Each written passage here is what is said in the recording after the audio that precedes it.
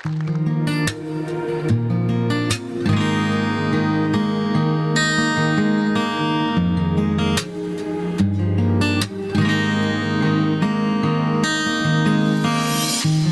แล้วที่เห็นเธอพร้อมกับช่อดอกไม้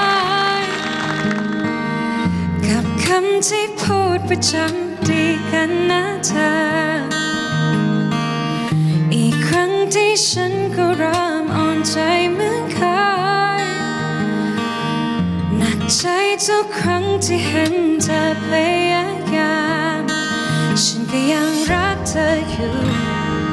และก็ยังคิดถึงอยู่แต่จำเป็นต้องให้เธอรู้ว่าในวันนี้ฉันไม่ได้รักเธอขนาดนั้นมากจนพอที่ฉันรู้ว่าวันนั้นเธอทำอะไรที่ทำให้ฉันนั้นต้องเสียใจ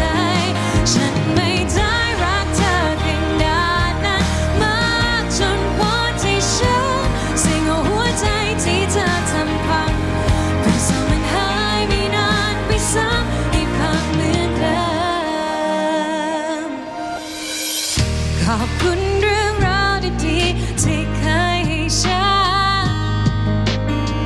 ถึงแม้ว่าเรื่องเสียใจจะมีมากกว่าฉันก็ยังรักเธออยู่และก็ยังคิดถึงอยู่แต่จำเป็นต้องให้เธอรู้ว่าในวันนี้ฉันไม่ได้รักเธอขนาดนั้นมากจนพอที่ฉันรู้ว่าวันนั้นเธอทำอะไร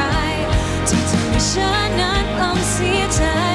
ฉันไม่ได้รักเธอขนาดนั้นมากจนพอที่ฉันสิ่งเอาหัวใจที่เธอทำพังเป็นสองมันหายไม่นานไปซ้ำให้พังเหมือนเดิมขอบใจได้เห็นว่าเธอยังพยายามจะยื้อให้เราได้กลับมาเป็นเหมือนเก่าแต่ช่วยฟังฉันพูดให้ดี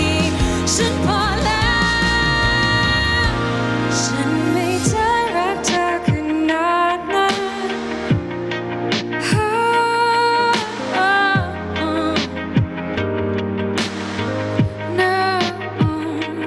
ฉัน